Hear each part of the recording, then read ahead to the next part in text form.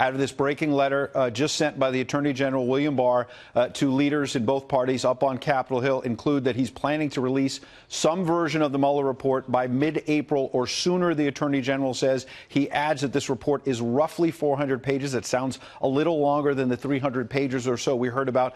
And then an important point where he says that although the president, quote, would have the right to assert executive privilege over certain parts of the report, he has stated publicly he intends to defer to me, and accordingly, there are no plans to submit the report to the White House for a privilege review. So that's important, since Democrats have been suggesting that the White House may have time to scrub this, that maybe they were going to try to cover up some details. Let's bring in our chief White House correspondent, John Roberts. React to that privilege question, John, if you will, and what else is standing out in this letter for you?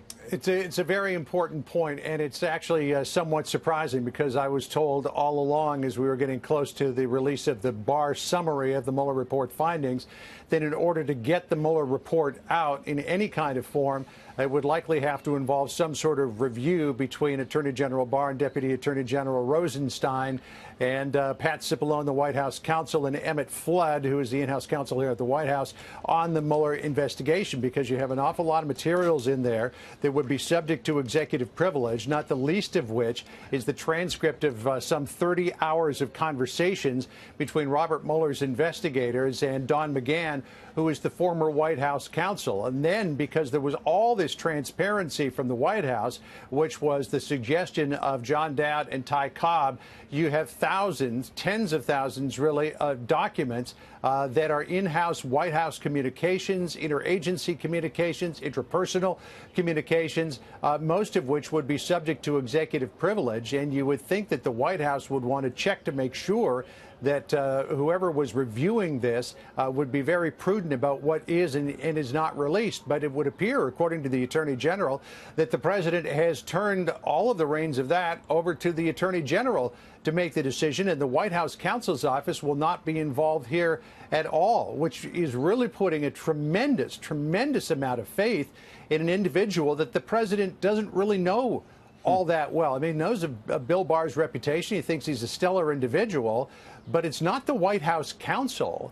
And so I think the president here is, I don't want to say he's taking a risk or he's making a gamble, but he is putting an awful lot of faith in the Department of Justice to thoroughly scrub this thing to make sure that no items that are subject to executive privilege that the White House would not want out there don't get out there. Yeah, John, important point you make, because about a week ago, as you know, there were reports circulating that the president in private was asking people, phoning them, what do you know about Barr? What do you know about this guy? That maybe he was a little nervous that he didn't know what the letter was going to say that was summarizing the Mueller report. That has now come out, obviously, and the president, we know from his public comments, is pretty positive, pretty high on both the Attorney General and the letter, suggesting that he was cleared at least on collusion. And there's a debate, as you know, coming on what exactly the full Mueller report says about the allegations of obstruction. So jump in on that point. And because this has just come out, I haven't had a chance to check with Rudy Giuliani and Jay Sekulow, who are the president's outside counsel. I know that they would love to see this report before it's made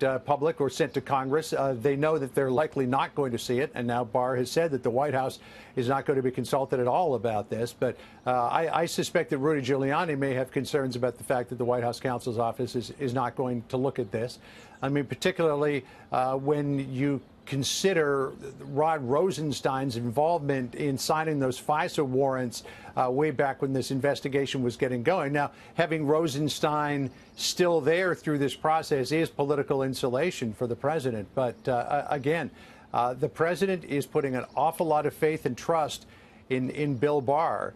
But I would assume that because of his stellar reputation, Barr is going to go through this thing with a fine-tooth comb and make sure that nothing is released publicly that shouldn't be out there. And, you know, you're talking about intimate conversations between the president and his top aides. That's stuff that you want to not get out into the public domain. Absolutely. Excellent reporting from our chief White House correspondent, John Roberts. Stand by, John. We're going to get back to you in a moment. I want to bring in Chris Wallace, Fox News Sunday host. We were talking a moment ago. We had an inkling this might be coming out any moment now. So I appreciate you tap dancing with me a little bit. This is a two-page letter, so it's pretty brief. And what stands out for you, Chris? Well, it strikes me as an eminently reasonable offer, or not really an offer, a declaration by the Attorney General. The fact is that the report was only given to at what, 5 o'clock a week ago, so 7 days ago, to Bill Barr. He then summarized it on Sunday. The idea that he was going to be able to make the whole report public, having dealt with all the issues, as you pointed out, about grand jury testimony, intelligence information, that he'd be able to do that by this Tuesday in about 9 days seemed like a reach. As I say, I think it seems like a pretty reasonable position for the Attorney General to take, and particularly as you and John have been talking about, the fact that the White House is not going to get a look at the report before Congress does or the public does.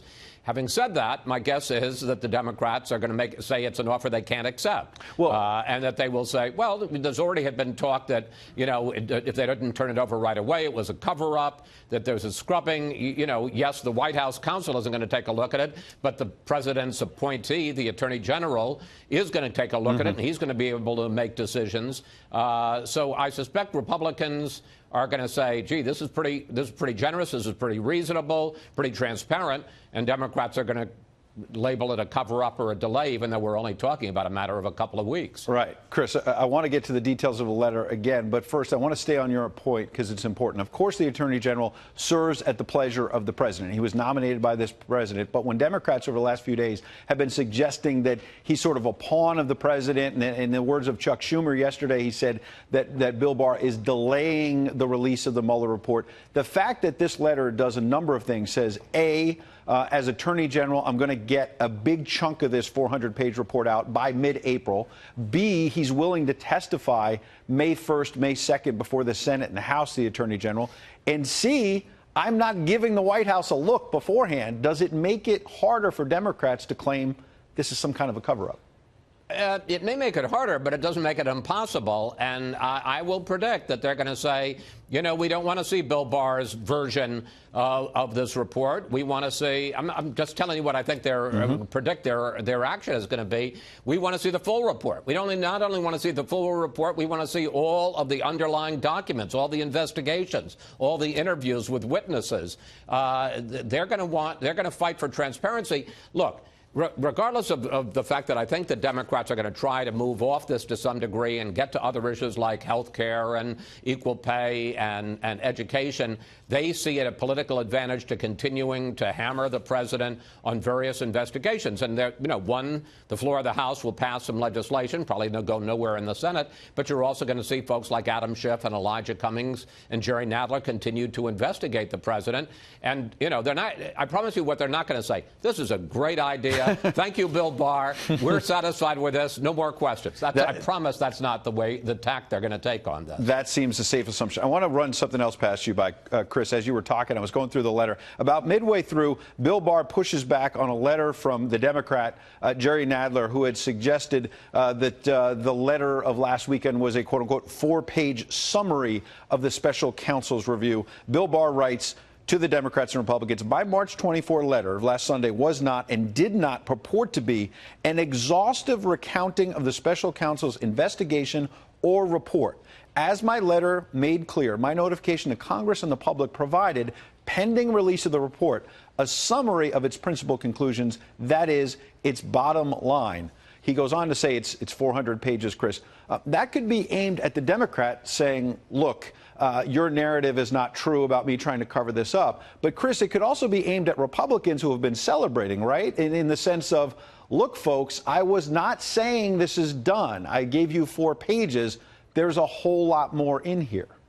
Listen, you had Robert Mueller on the issue of collusion. He basically gave the president, at least according to what we know from Barr, and I can't imagine that Barr mischaracterized it, because if so, my guess is Robert Mueller would have cried foul, that he basically gave him a clean bill of health on the issue of collusion, that there was no cooperation, coordination between either President Trump and the campaign and the Kremlin and Russia. So on that, he gave him a clean bill of health.